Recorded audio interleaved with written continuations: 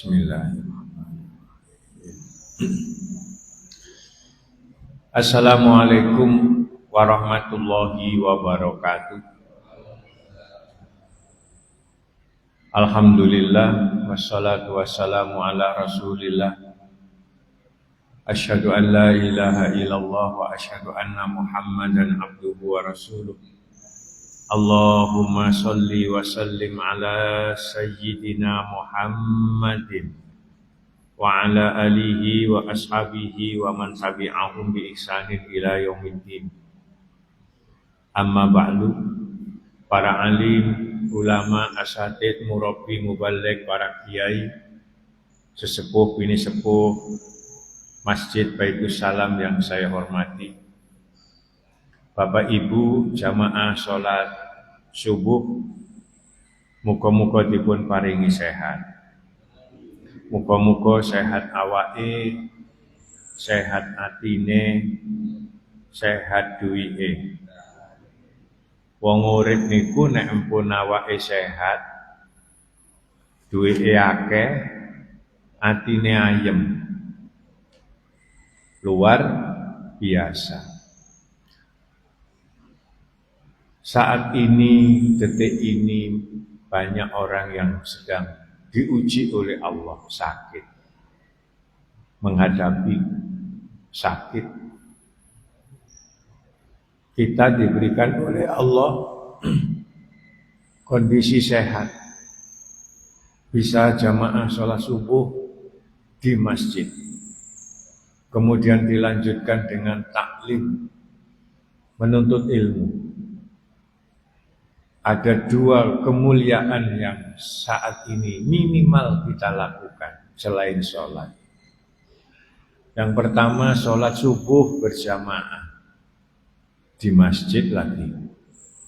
Rasulullah memberikan jaminan, Pak, di dalam hadis riwayat Muslim, hadis nomor 656. Man shollal isya'a fi jama'atin faka'annama sholla nisfal laili wa man sholla subha fi jama'atin faka'annama qoma kullal lail.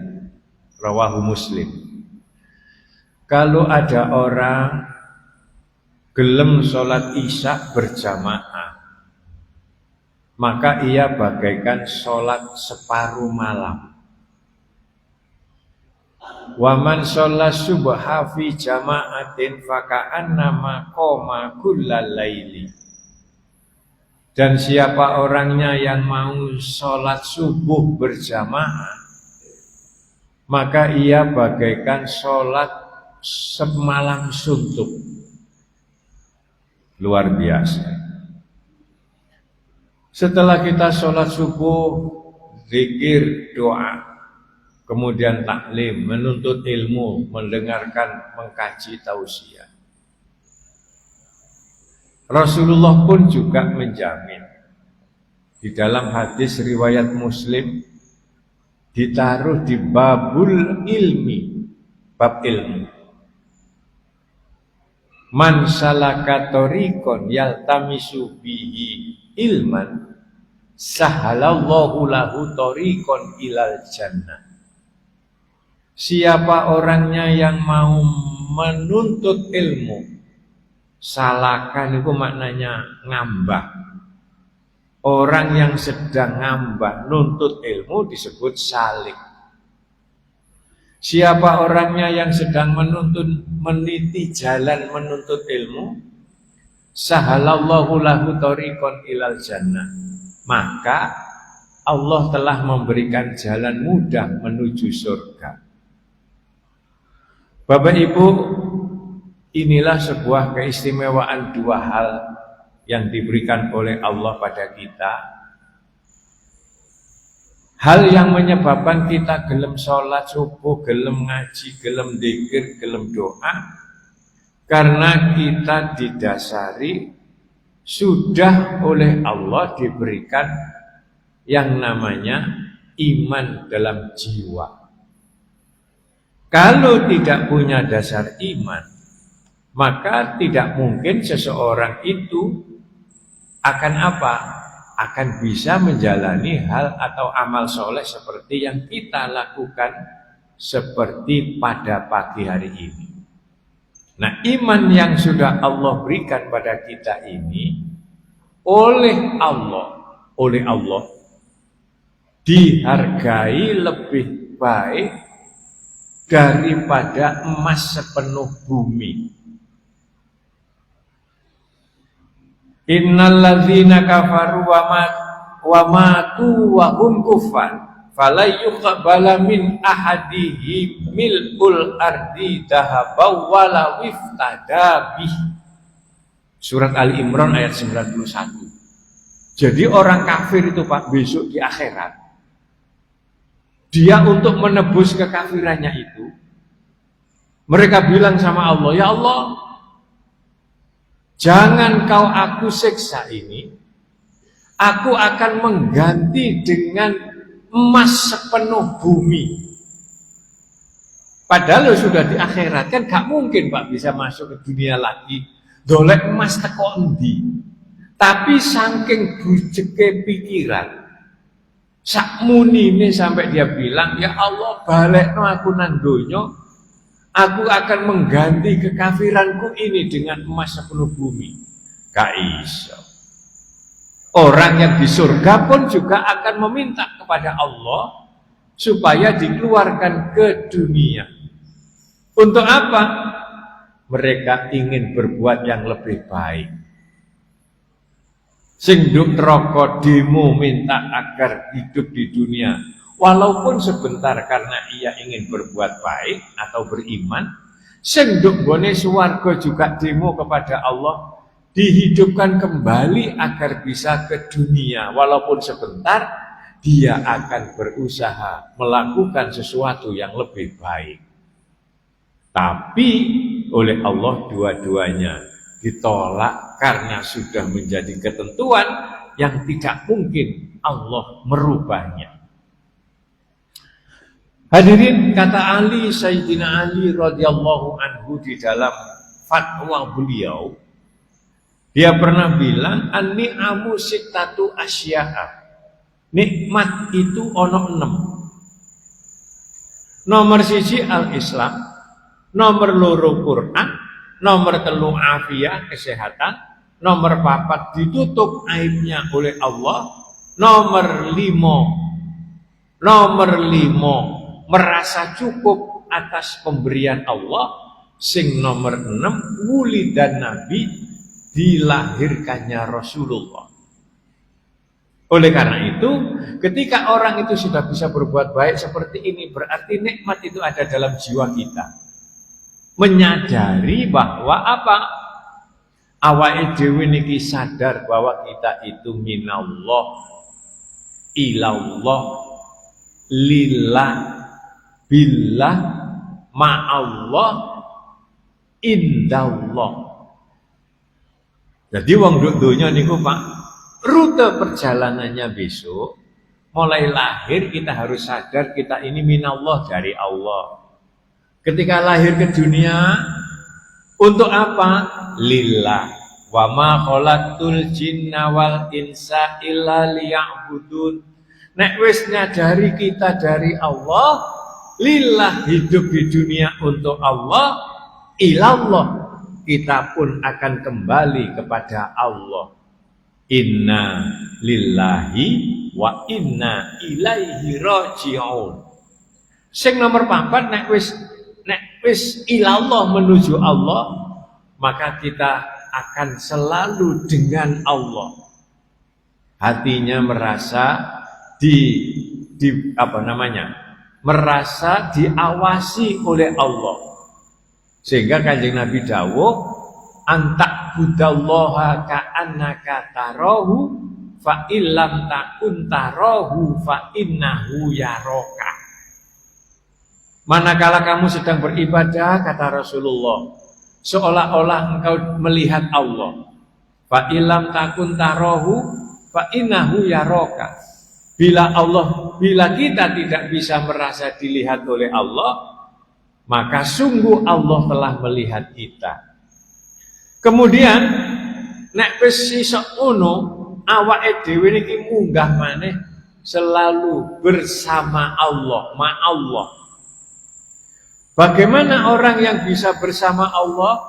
Merasa bahwa setiap perjalanan hidupnya diawasi oleh Allah. Ini yang disebutkan di dalam Al-Quran. Innallaha Allahu aqrabu min hablil warid. Allah itu lebih dekat daripada urat nadi kita. Di ayat berikutnya Allah menyebut bahwa yang dimaksud Allah lebih dekat dari urat nadi kita, Allah telah memberikan pengawasan lewat raqib dan atid. Kalau itu sudah ada dalam jiwa kita, sudah menyadari kita dari Allah, hidup untuk Allah, akan kembali kepada Allah, dan hidup itu dengan Allah, selalu bersama dengan Allah, maka yang terakhir indallah. Wong iku dimanapun dan kapanpun kita berada di sisi Allah. Bapak Ibu, derajatnya menungso paling tinggi itu adalah di sisi Allah. Makanya kemudian kan Gusti Allah niku dawuh ngeten, wala tahsabannal ladzina qutilu fi sabilillah wala tahsabannal ladzina qutilu fi sabilillahi amwatan bal ahya'un inda rabbihim wa apa? Jangan kalian menyangka bahwa orang yang mati itu di medan perang, orang yang hidup di jalan Allah, ia mati. Apa kata Allah? Bal ahya'un inda rabbihim. Mereka ini berada di sisi Allah, Pak. Makanya derajat paling tinggi bagi manusia dunia sampai akhirat adalah di dunia, di sisi Allah. Dunia ya di sisi Allah, di akhirat ya di sisi Allah. Kalau kita mendengar orang meninggal dunia, awake dhewe nek krungu inna lillahi wa inna ilaihi rajiun, telah berpulang ke rahmatullah, maka ucapan kita adalah inna lillahi wa inna ilaihi rajiun. Mari dulu didongakno, Pak. Apa doanya? Doanya bebas. Doa yang paling baik mendoakan agar seluruh dosanya diampuni, seluruh amal solehnya diterima. Sama tambahi sisi mana? Allah akan menempatkan di tempat paling tinggi, yaitu di sisi Allah. Betul nenten, Pak? Dunia ya di sisi Allah, dan akhirat ya di sisi Allah. Uang itu nek wis iso tenggene sisi Allah, maka ia pasti akan ada di surga Allah. Nah, untuk bisa ini, maka kita harus menyadari bahwa kita sudah diberikan oleh Allah menjadi orang Islam. Mergo jare Sayyidina Ali wau, nikmat iku ana 6. Nomor 1 nikmat Islam. Kenapa kok nomor 1 nikmat Islam? Karena Islam itu adalah mutlak pemberian Allah.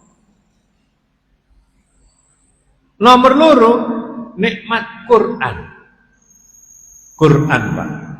Quran itu nikmat terbesar setelah Islam. Setelah Allah memberikan iman pada jantung kalbu kita.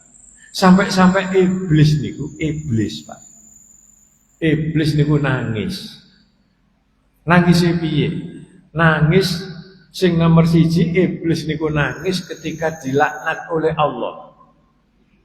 Nomor 2, iblis niku nangis karena dikeluarkan dari Allah dari surga ke dunia. Nomor 3, iblis niku nangis mergo diturunkannya surat Fatihah. Sing nomor 4, iblis niku nangis karena Rasulullah Nabi kita telah dilahirkan. Orang sehebat iblis, Pak, siap mlebu neraka. Walaupun dia siap mlebu neraka, dia pun pernah menangis, menyesali perbuatannya. Ketika Nabiullah Musa alaihi salam diangkat menjadi rasul, iblis niku nemoni Nabi Isa. Iblis takon tengene Isa, Musa. Musa, ada apa iblis? Takokno nanggone Gusti Allah. Takon apa? Yo apa carane nek aku iki tobat? Oh iya. Kan kamu yang bisa berbicara langsung kepada Allah. Karena Nabi Musa niku Pak diparingi oleh Allah mukjizat bisa langsung berbicara dengan Allah di dunia. Dalam sekejap Musa niki terus dialog kali Gusti Allah. Itulah mukjizat Musa. Ketika dia dialog diberitahu apa katanya Allah, wahai Musa, iblis, kalau kamu ingin bertobat, kamu disuruh sujud kepada kuburane Nabi Adam. Wah, ya gak gelem jare iblis. Wong ketika di surga saja aku disuruh sujud gak gelem kok. Iki lho Pak, eleke menungso, eleke iblis nek wis duwe ati sombong, tidak menyadari apa yang Allah berikan pada dirinya. Makanya kemudian Al-Qur'an diturunkan sebagai petunjuk. Sing nomor 3, nikmat itu kata Sayyidina Ali al-afiyah. Dikai sehat, Pak. Saya tadi ngobrol sama Bukhari. Wong tuwek kaya awake dhewe, Pak, sing penting sehat. Beliau umurnya sudah 86. Masya Allah. Tapi nek ndelok beliau ini sepertinya masih layak untuk bisa menikah 2 lagi. Allahu Akbar. Artinya apa, Pak? Uang itu nek wis tuwek kaya awake dhewe, itu untuk apa hidup? Mangan model apa wis tahu panganan wis bosen, Pak.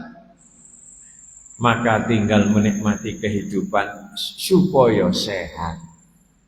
Nek wis sehat itu nikmat terbesar. Setelah sehat delok anak putu sehat.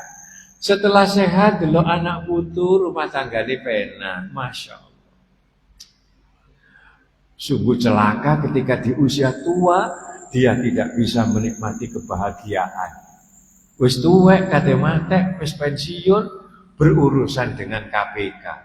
Inna lillahi wa inna ilaihi raji'un. Sing nomor 4, nikmat kata Ali, Sayyidina Ali radhiyallahu anhu, as-sitru. As-sitru maknanya ditutup. Ditutup apanya? Awake dhewe niki Pak dihormati wong. Awake dhewe bisa menghormati orang lain karena aib diri kita, karena aib orang tersebut ditutupi kali Gusti Allah. Coba nih, awake dhewe ro aibnya seseorang, sudah tidak lagi hormat. Apalagi sekarang ada HP, ada TV, ada YouTube. Setiap tingkah laku manusia itu bisa dilihat dalam sekejap. Nggih napa nggih? Nggih, Pak. Ya Allah. Sing nomor 5 wal ghina aninas. Nikmat sing nomor 5 dari Sayyidina Ali, ya apa carane duwe ati sing iso cukup, merasa cukup atas pemberian Allah. Uang itu masih duwe akeh, mobilnya banyak, rumahnya banyak, atau mungkin istrinya banyak, Pak. Nek atine niki sik kurang ae. Niki orang seperti ini diarani lebih fakir dari orang fakir. Makanya orang itu kalau kaya, hatinya merasa cukup. Sing nomor 6 wa wulidan Nabi sallallahu alaihi wasallam.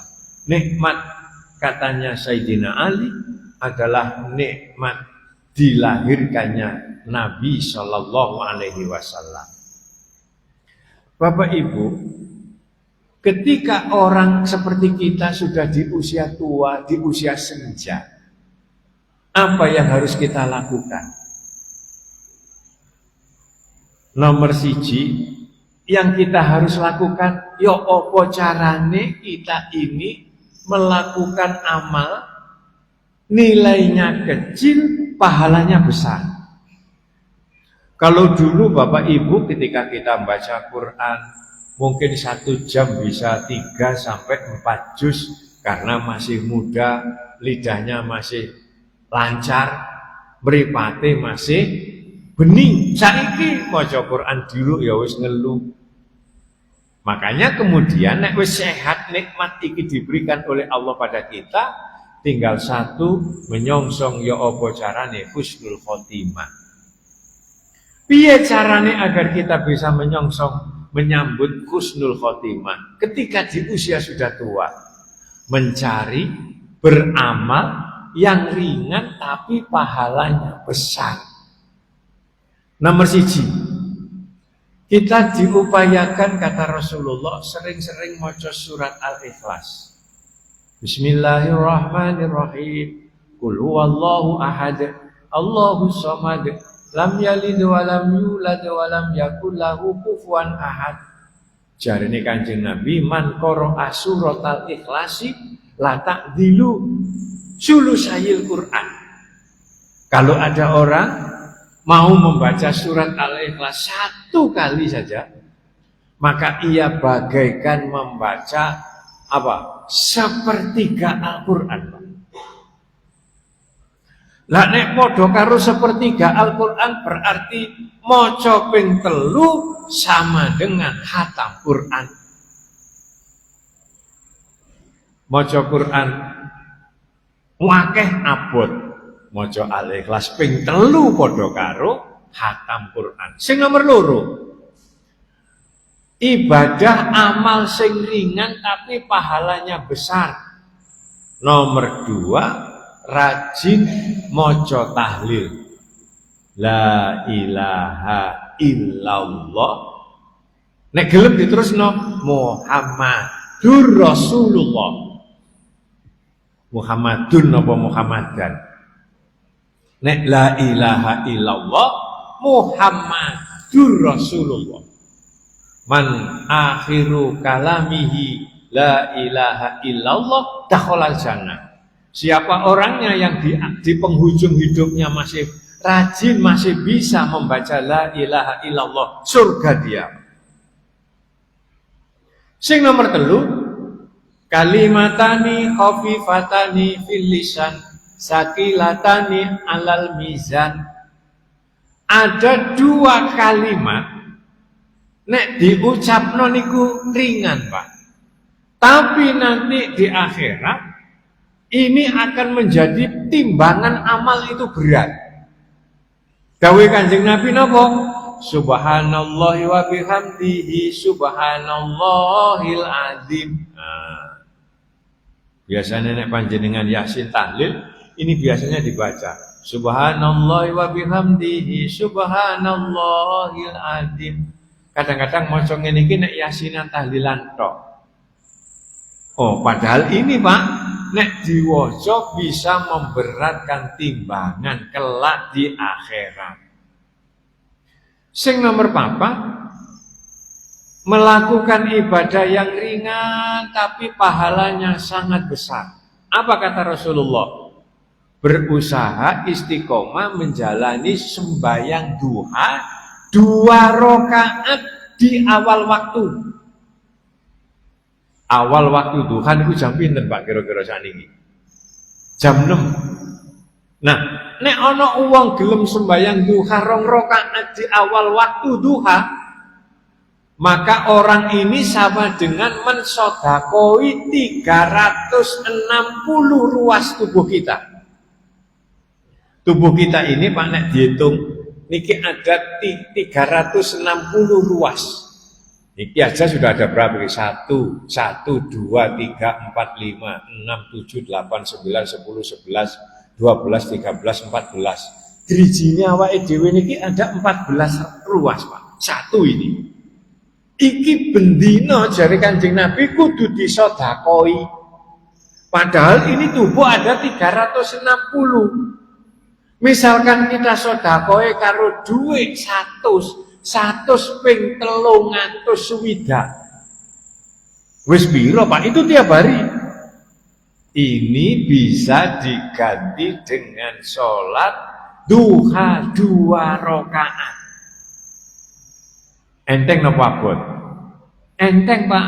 Sing abot napa nih? Istiqomah. Subhanallah wa bihamdihi subhanallahil azim. Terus la ilaha illallah. Nomor 3, qul huwallahu ahad Allahus samad. Lam yalid wa lam yulad wa lam yakul lahu kufuwan ahad. Nomor berapa? Salat duha 2 rakaat di awal waktu. Sing nomor 5 nek gelem salat syuruk atau salat isyraq.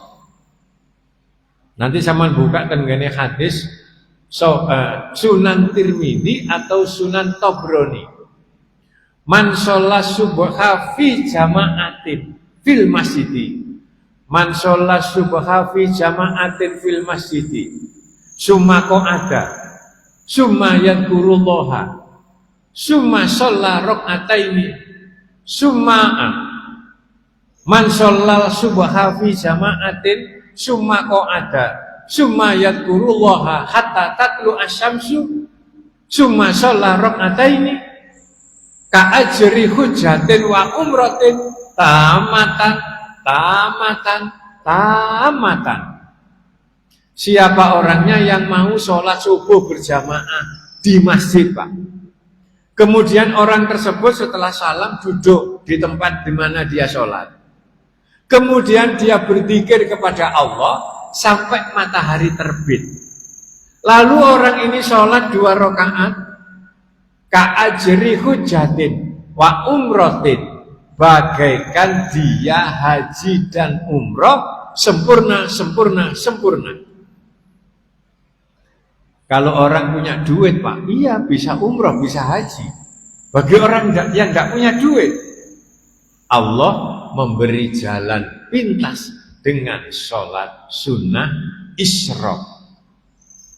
Nah mestinya pengajian ini sakjane ini baik wong wis dikek nggon meja, ana kursine. Tapi nek awake dhewe kepingin isyraq, ini tidak bisa karena panjenengan sudah berubah tempat duduknya. Ada seorang ustadz Pak, oh gak apa-apa, pokoknya masih di dalam lingkungan masjid. Saya pendapat ini menolak. Apa-apa? Wong justru sing abot iku tenguk-tenguke mari sembayang niki ngenteni waktu sampai isyraq niki sing abot. Loh, kalau kita sudah pindah tempat apakah boleh sholat isyraq? Boleh. Tapi pahalanya tidak sebesar manakala kita dalam posisi duduk di tempat sejak salam sholat subuh sampai berdiri sholat. Ini kemarin sudah saya sampaikan juga di Masjid Nasional Al-Akbar. Di Masjid Nasional Al-Akbar itu dulu, begitu mari sembahyang subuh, kemudian mari wiritan, terus tausiah Pak. Sekarang dirubah, mari sembahyang, wiritan, donga, itu sudah dikasih tempat permanen di tengah-tengah. Terus jamaah disuruh pindah tempat, baik laki-laki maupun perempuan. Saya sampaikan, sebenarnya ini baik, tapi kasihan bagi mereka yang kepingin sholat isyraq. Tapi kan boleh sholat isyraq di masjid wasyo berubah-ubah, boleh. Tapi kalau kita ngejar sempurnanya, tidak perlu pindah tempat. Jadi pun 5 wis akeh iki.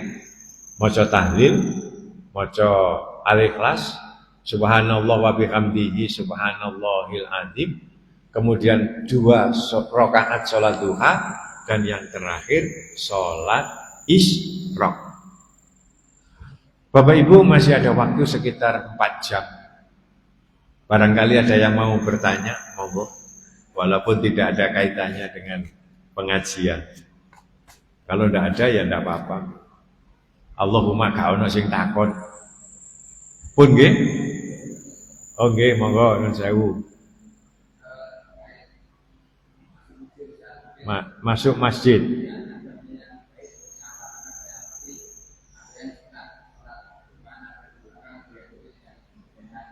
Oke. Sholatnya. Oke. Oke. Oke. Oke. Orang itu kalau berkaitan dengan masjid, wis panjenengan mesti wis hafal. Mlebu pakai kaki kanan. Nomor loro jangan lupa, Pak. Begitu masuk itu sudah ada niat itikaf. Kula niku kadang-kadang doa dereng mlebu sik ndongone latar niku kula niki pun muni nawaitul itikaf sunatan lillahi taala. Guru mlebu masjid kula niku. Ben apa? Ben gak lali. Mlebu niku guys kaki kanan. Terus mari ngono nek gelem sampean ndonga Allahumma ftahli abwaaba rahmatik. Engko balike doa yang sama enggak apa-apa. Mari ngono panjenengan kita lihat karena masjid ini relatif luas. Nek kira-kira waktune isih dawa enggak masalah panjenengan kemudian mengambil tempat di posisi depan sehingga nanti bisa sisok terdepan. Nek kira-kira waktunya wis rada mepet, sholatin tahiyatul masjid begitu masuk enggak apa-apa. Langsung sholat tahiyatul masjid. Nah engko begitu komat baru langsung ke depan. Bapak Ibu, kadang-kadang orang itu duwe ati nguber soft di depan. Sunnah ini, iya. Jari Kanjeng Nabi kok umpama wong iku eruh bagaimana mulianya soft terdepan, diundi karo Kanjeng Nabi, karo Gusti Allah. Nah, oleh karena itu kadang-kadang di masjid itu biasanya takmir itu memberikan pengumuman supaya segera ke soft terdepan. Boleh, itu boleh-boleh saja. Yang penting ya apa caranya ketika sholat dia dalam posisi soft terdepan. Nah, tapi kudu eling Pak. Kalau bisa orang yang sholat di belakang imam, ini penting. Orang yang kira-kira nek imam ini batal, makmum yang di depan ini bisa ganti. Walaupun ini tidak ada di Quran, tidak ada di hadis, etika. Mergo napa? Nek manggon ten gurine imam, imame batal gak siap ganti, nanti malah sing ganti ki wonge ado. Nah, ini penting. Begitu wis salat takbir, sudah sholat jamaah. Itu etika. Etika hubungan masuk di dalam masjid. Pun nggih. Pun nggih. Alhamdulillah masjid sampean iki wis apik. Masjid sakmene gedene. Mudah-mudahan kita semua yang terlibat dengan urusan masjid ini dijadikan oleh Allah sisa umur kita barokah. Rizki kita barokah, rumah tangga kita sakinah, mawaddah warahmah, anak cucu kita soleh-solehah. Kalau yang hadir ini ada yang sakit, keluarganya sakit, mudah-mudahan segera sembuh. Ada yang punya cita-cita mulia, Allah segera mengabulkan. Yang dilanda problem hidup yang sulit, Allah segera memberi jalan keluar. Mungkin masih ada di antara kita ini yang belum punya anak, cucu, menantu, Allah segera memberikannya yang baik. Ada di antara kita, keluarga kita yang belum ketemu jodohnya, Allah segera memberikan jodoh yang baik. Anak cucu kita yang masih sekolah, kuliah, hidup di pondok pesantren, semoga ilmunya manfaat. Kita semua yang sudah haji tetap mabrur dan bisa kembali. Yang belum haji segera diberi kemampuan Allah untuk bisa ziarah Mekah Madinah di usia yang masih sehat. Allah mencatat kita calon-calon penghuni surga meninggal dalam keadaan husnul khotimah. Rabbana hablana min azwajina wa dzurriyyatina qurrata a'yun waj'alna lil muttaqina imama. Rabbana ya muqallibal qulub sabbit qulubana ala dinika wahtim lana bi husnil khotimah. Rabbana atina fid dunya hasanah wa fil akhirati hasanah wa qina adzabannar. Wa sallallahu ala sayyidina Muhammadin walhamdulillahi rabbil alamin. Semoga pula makanan minuman yang kita bawa pagi ini menjadi makanan minuman yang barokah. Barangkali ada kalimat kata yang kurang berkenan, mohon maaf yang sebesar-besarnya. Wassalamualaikum warahmatullahi wabarakatuh.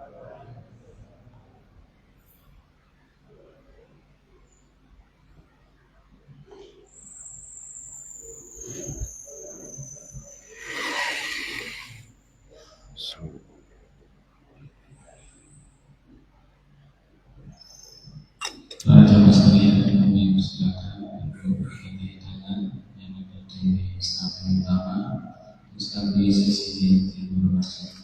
Monggo.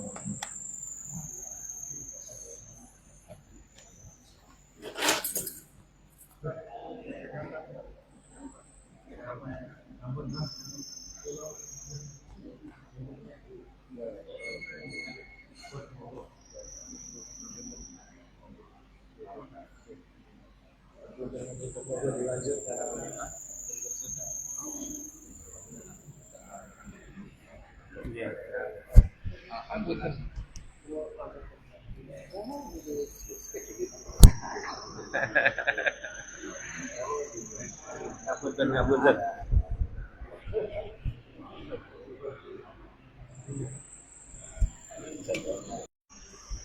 Alhamdulillahirrahmanirrahim. Dengan kegiatan pengajian rutin Ahad pagi bersama beliau Al-Mukarram Dr. Haji Muryani Taufik MHI. Insyaallah kita bisa berjumpa kembali di pengajian-pengajian berikutnya. Wallahul muwaffiq ila aqwamit thoriq. Wassalamualaikum warahmatullahi wabarakatuh.